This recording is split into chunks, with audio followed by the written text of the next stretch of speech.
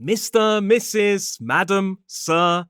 Are you being respectful or making a faux pas in British English? Now, sometimes which title you use to address a person could actually put you in an awkward position. That's what we're going to talk about in this lesson. Which titles you should and shouldn't use in British English, and also when to use them. If you want to learn even more about this lesson, there's a free PDF that you can download in the description below. And please do remember to like and hype the lesson as it helps other learners to see this lesson as well. But hello, you wonderful people. Welcome to English Right Now. My name is British English Teacher Roy, not Mr. Woodhouse, nothing like that.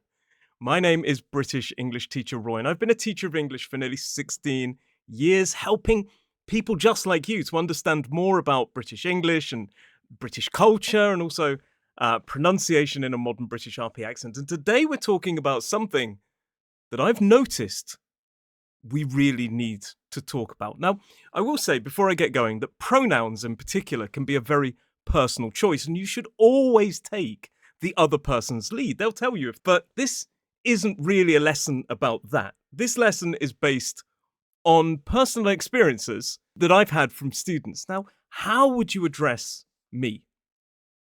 I'm a teacher, and if you sent me a message on WhatsApp, what would you say? A lot of students think that calling me sir is quite respectful. A lot of people think that the word sir shows respect, and in the right situations, it really can. But often it doesn't get used as much as you think. Certainly not in everyday life, in everyday English.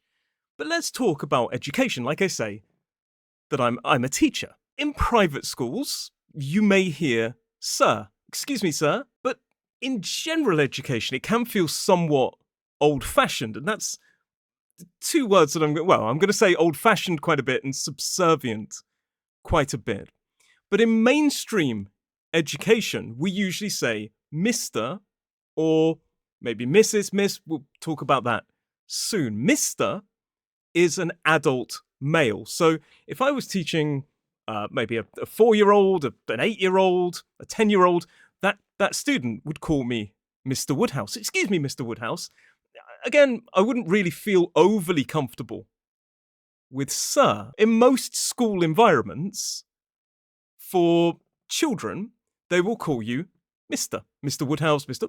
whatever. In adult education, we often hear that teachers will flip to their first names. I remember in my university at the age of 18, 19, I was using first names with my teachers. So you could call me Roy in university. In fact, that's another thing I would say. When I was teaching in London, most of my students, in fact, I'd say all of them, were 18 plus. They were adults. An adult should not be calling me Mr. Woodhouse in a classroom like that. Just call me Roy. So with me, you should call me Roy. British English Teacher Roy, if it makes you feel better. But like I say, sir can feel old-fashioned and somewhat subservient. It's a bit like, oh, yeah. And it's far too formal for everyday use. Now, in formal events, formal occasions, yes, you may hear sir, and we'll talk about madam in a moment because we're talking about males at the moment. Or maybe if you go to quite a nice hotel, they'll say, excuse me, sir, here's your key. Yes, swanky restaurants. Oh, sir, would you like to see the wine menu? Absolutely. But in general, everyday conversation, when you're asking questions, I wouldn't really ask for you to call me sir at all. In fact, to give you an idea, I went to a supermarket recently, and there was a gentleman. He was probably 10 years older than me, and he was calling me sir. Oh, would you like some help, sir? And it felt uncomfortable because not only was he older than me, it felt too subservient for what is not exactly a formal environment. Now, maybe with somebody later on in life, if I was trying to get their attention, I could potentially call them sir, excuse me, sir, or madam. But madam is a dangerous one we'll discuss in a moment. But a lot of people generally just avoid saying anything. They'll say, oh, excuse me. Excuse me. Sorry, mate. Mate is a common one to get people's attention. So if you message me use my name. Call me Roy. Now, in general, for males, for a younger male, we could use the word master. My son would be Master Woodhouse. However, it feels a little bit old-fashioned, if I'm totally honest, but technically he's a master until he becomes an adult, and then he becomes a mister. We often write the word mister as MR, but we can spell it like this as well. So master for younger children, mister for adults. And mister doesn't change after we get married. So that's for the males. Now let's move on to what we would call females. Now, one I hear a lot is madam. Sometimes when students text me, they call me sir, or they may text my wife and say, oh, excuse me, madam. A lot of people, particularly British people, would not like to be referred to as madam. It sounds a little bit frumpy, a little bit old-fashioned, a little bit uncomfortable, and some people have a deeper loathing of this word, possibly connected to the idea of a madam being the head of a brothel, which is where you would find prostitutes, but maybe not going that far. But some people, simply put, don't like the word madam. It makes them feel old. And again, if I was trying to get the attention of somebody later on in life, I would possibly be hesitant to use the word madam. It can sound a bit indignant. It can sound a bit rude for some people's ears. Like I say, most people will choose to avoid saying anything until they understand where that other person, well, what that other person wants to be called. And I get the idea of respect in calling me sir and madam, well, my wife madam, but simply put, it feels like we are being elevated above our status, and that, in British culture, can be quite uncomfortable. We like to feel like we're more on the same level. So by referring to me as sir or my wife as madam, and even when we go down that line of there being some extra reasons people might not like it, it feels like you're being too subservient. And most British people will react to that feeling like it's a bit uncomfortable, a bit ugh. Now, I will reiterate, in very formal environments, like a really fancy hotel, you may hear people using words like sir and madam, although madam is generally seen as a little bit old-fashioned and really, really formal. So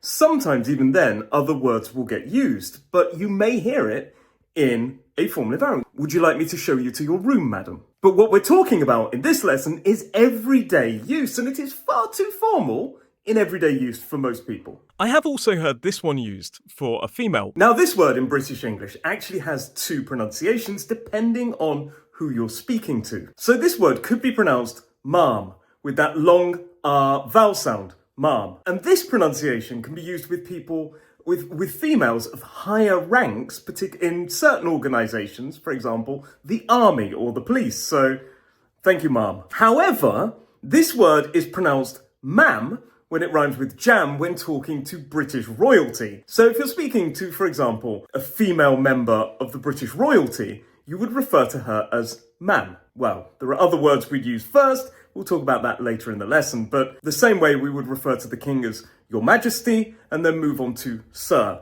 afterwards. Doesn't happen in everyday general English. So what titles might you want to use when referring to females? Well, these are the main three options: Miss, Mrs, and Ms. Miss is generally for younger or unmarried women. We're going to talk a bit more about that unmarried thing in a moment, but it's generally used for younger females. So, for example, while my son is master, technically, although we don't use it that often, a young girl would be miss. And yes, that still gets used. And some people who are unmarried will continue to use that way beyond turning into an adult. Once a woman gets married, she could technically use the title Mrs, which is written as MRS. So I'm Mr. Woodhouse, my wife would be Mrs. Woodhouse. Again, if you call me Mr. Woodhouse, I'm probably going to tell you, please just call me Roy. My dad is Mr. Woodhouse. It's a common joke that I make, and sometimes people will say Mrs. Woodhouse, particularly in like places like hospitals. They'll call the person's attention.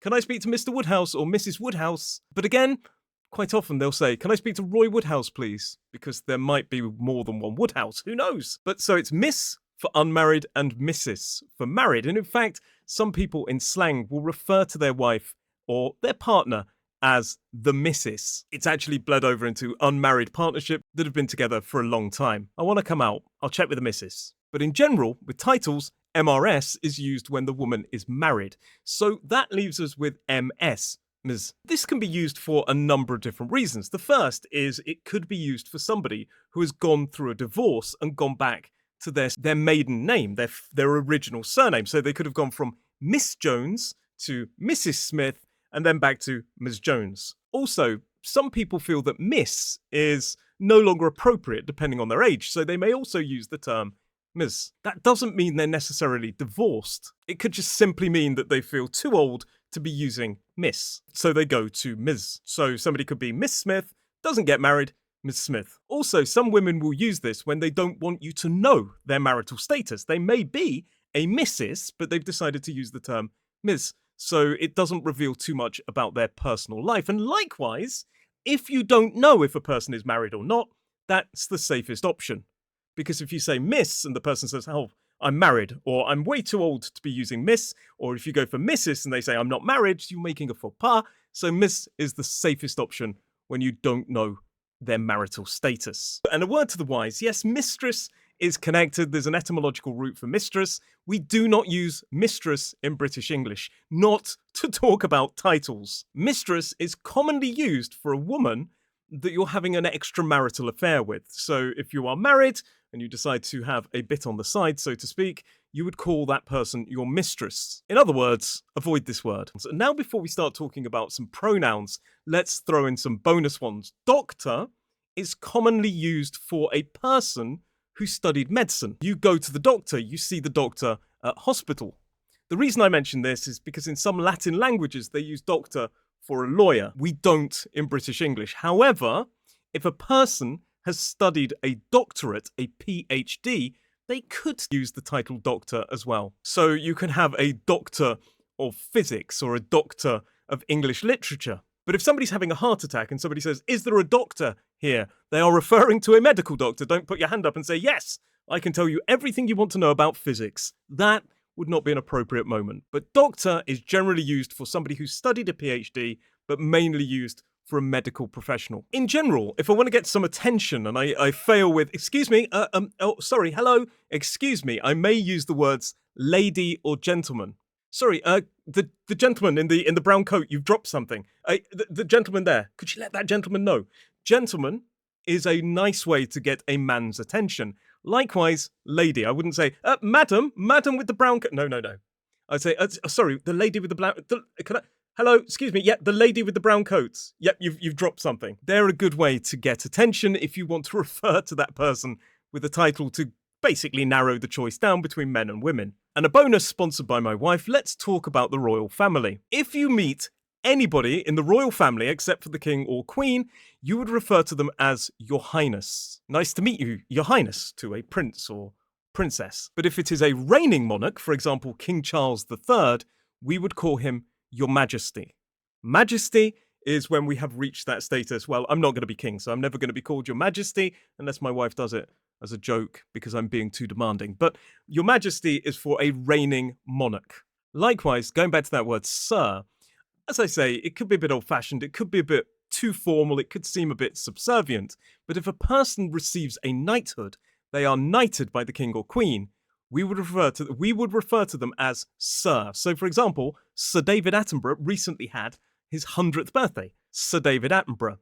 I have never had a title bestowed on me. If you're watching King Charles, let's make it happen. The female version of this is called a damehood, and she would be referred to as Dame. Dame Judi Dench or Dame Helen Mirren. Fantastic actresses. But now let's skip away from my hope of one day reaching knighthood or some kind of title. And let's talk about how to refer to a person. First of all, I hear some students referring to themselves as one. Yes, this does happen. One does not agree. So instead of saying, I like it, they'll say, one likes it very much. This is incredibly formal. It's something more that the Queen would have used. It's incredibly formal for everyday conversation. We've talked about the difference between formal English and real English before. And if you refer to yourself as one in everyday English, oh, one agrees, one will come along. It just feels awkward. And you may also know the word they. They refers to multiple people. They are over there, maybe two or more people. However, it's really important to know that we commonly use they for one person. We can also use they for a single person. So they, them, they could refer to one single person. How does that work and why do we use it? Well, we commonly use it when we don't know if the person is a man or a woman, or we don't want to reveal that information. So, for example, my boss was really horrible today, and I could say, are they normally that bad?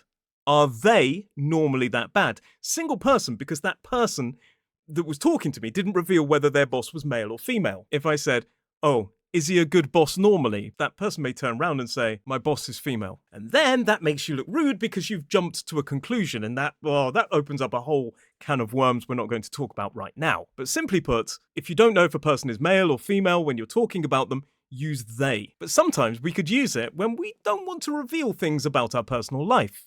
So I could say, my wife, she is wonderful. But I could also say to somebody, yeah, no, I live with my partner. They are wonderful. If somebody says, oh, are you married? I could say, yeah, I am. They should say, what is their name? What is your partner's name? Or what is their name? Because I haven't revealed that information. So that's how we can use they as well. Please do remember, there is a free PDF that you can download in the description below. And remember to like and hype this lesson, and I will see you in the next one. Thank you very much for watching. I'll see you in the next one.